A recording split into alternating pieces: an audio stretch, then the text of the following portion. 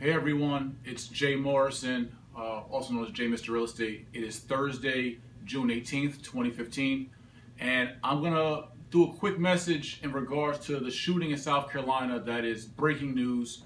A terrorist by the name of Dylan Roof murdered 6 new African women and 3 new African men yesterday, June 17th. After praying with them for about an hour, it's reported, he then went on to slaughter and murder innocent people in a church in South Carolina, in a historically black or New African church. Now, before I actually it's not so much that I want to report on the news, right? You all can find out the news. It's all over the news. You can Google it. You can look at it. It's all over social media about the shooting. I do want to offer love, sympathy, empathy to the family of those who were murdered. The only name that has been released so far is that of the Reverend Pinckney, and he's also a state senator for South Carolina. Reverend Clemente Pinckney. Now, in this message, what I want to say is, as you see the New African flag or Pan-African flag, Black Liberation flag behind me, and the American flag also behind me, what I want to use every case of injustice that goes on in America towards New African people, towards black people, or African Americans as we've been called, I want to use this case to make points to all of our people about what's really going on in America and how we fix it, and what's going on with black people in America, New Africans in America. And I was speaking to one of my YMC members who's a young white man, right? He's about 20, I think Dylan's, Lael, excuse me, not Dylan.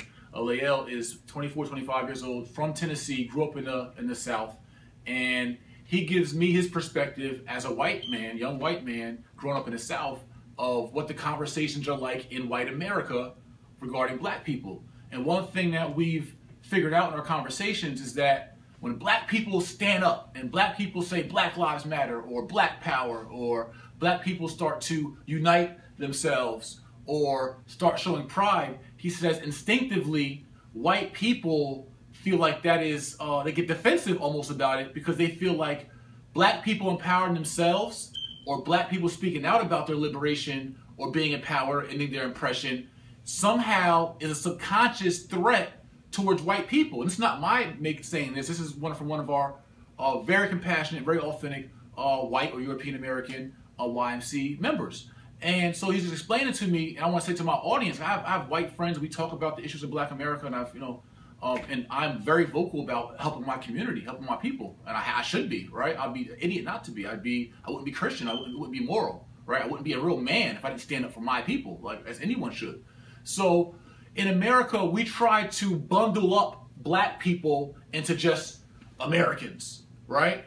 But the reality is we're not just Americans, right? And let alone the fact that we were forced to be Americans after our enslavement, and we never were liberated to be our own people after we were captured for 300 years. We were then forced to be Americans, American citizens. So it was like, hey, look, stay in slavery and be enchained as property, or hey, you could be American second-hand citizens.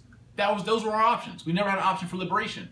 But when we speak about it, many of our white brothers and sisters, even those who aren't racist, they're not even racist, they're not even biased, they're not bigots. But subconsciously, when blacks start speaking out and get vocal or voice their anger towards America, many, and a majority of white Americans, get very defensive, right? And for black people, as you see the South Carolina shooting of our innocent brothers and sisters, it's the government per se, we don't know, right? For all we know, the government has no part in that shooting, right? It was just a random act of hate, a random act of terrorism.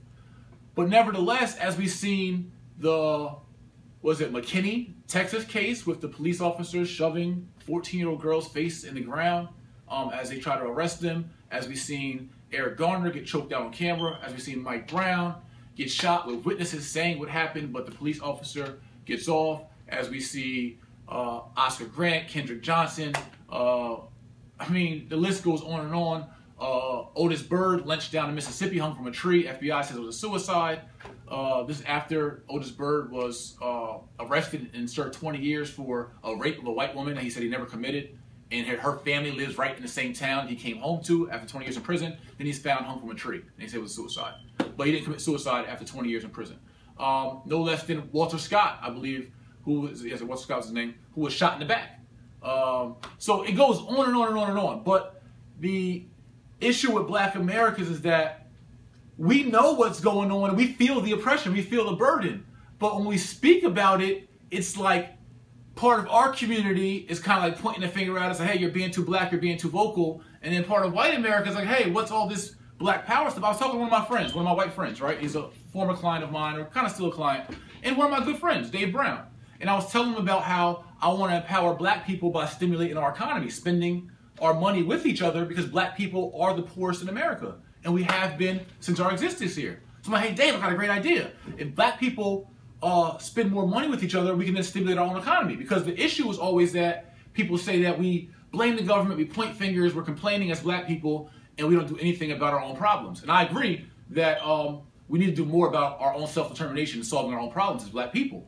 But I do agree the government is still accountable for our condition. That's facts. We all know this. But we're all scared to say it, and we don't want to accept it.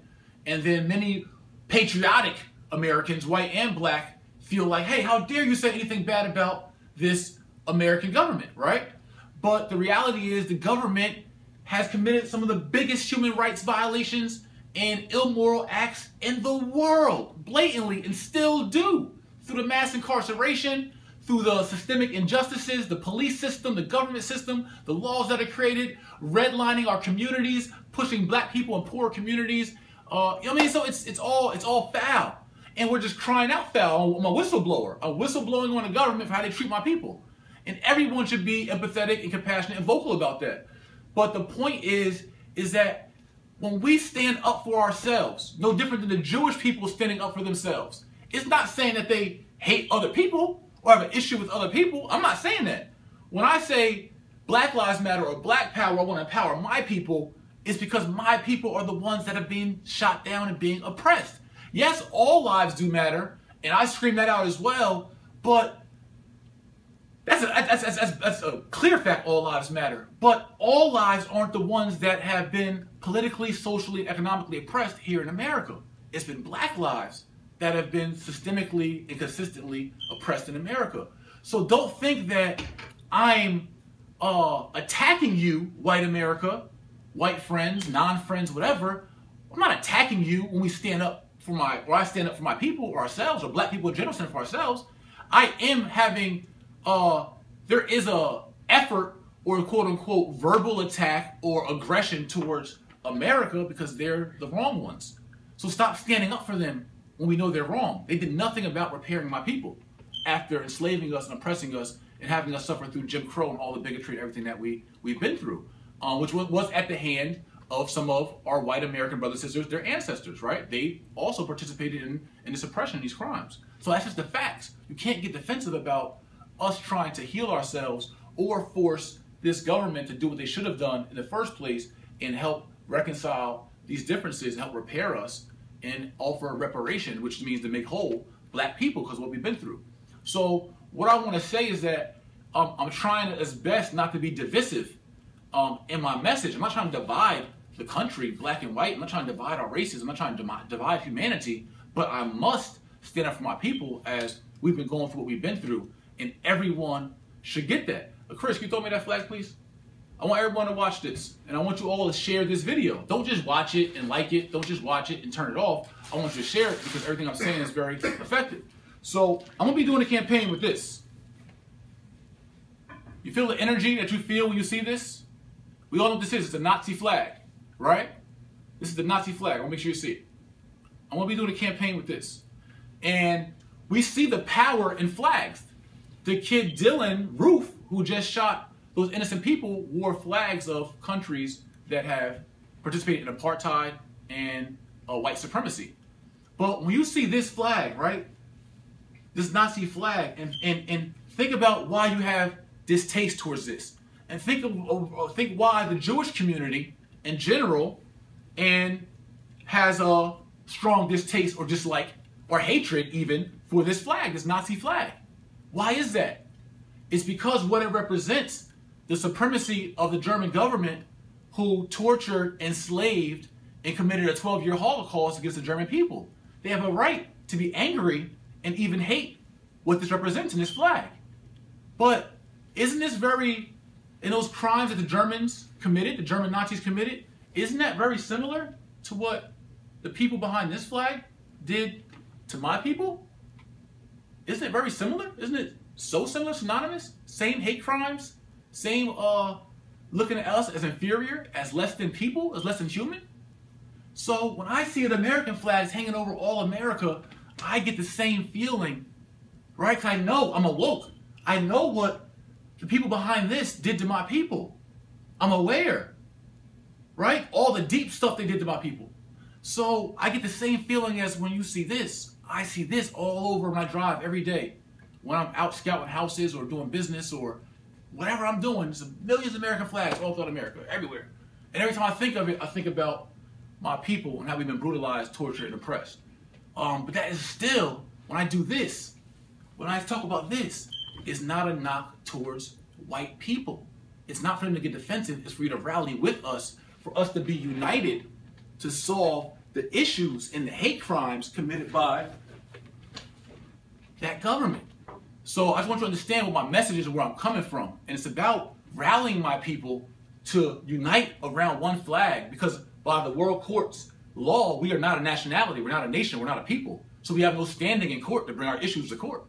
And we have to look at all these injustices as just more proof of our experience here in America. And although there are some highlights, right? The face of America is a black man. We understand that. But the system of America is still the same government system, no matter what face you put on it. And, you know, I do appreciate the opportunity here in the country, but that will never, right? Because you have opportunity in this country to become very successful and wealthy. And that makes you forget about the oppression of all the other people in America. There's 35,000 black millionaires in America, but there's 42.5 million black people and only 35,000 millionaires. There's 3 million millionaires in America altogether, or multi-millionaires, and only 35,000 are black. So because 35,000 of us can claim to be millionaires and very successful, that does not negate the other 42 million and 400 and whatever, 65,000 of us that are, or 650,000, or whatever the number is, that are oppressed or not doing well or below the poverty line, which are many of us, like 90% of us. So anyway, that's my message. Again, I'm going to use every injustice. We'll speak on it. Again, my heart and prayers go out to the family of those who lost lives. And we have to use every one of these tragedies to promote the bigger message, the macro message. We're always micro and reactionary to everything that goes on, Freddie Gray and this one and that one. But we have to look at the bigger picture of why we're in the situation we're in and why the hate and all that still exists in our country and the resentment and the tension still exists is because this country never acknowledged fully, well, they acknowledged with the 2008 apology, but they never did anything about repairing my people, New African people, black people. And we're not African Americans, we're New Africans. All right, so anyway, love you guys. See you in the next message. I'll be doing more of these, just kind of giving you my report. It's my Minority Report live from the JM Studios. All right, peace.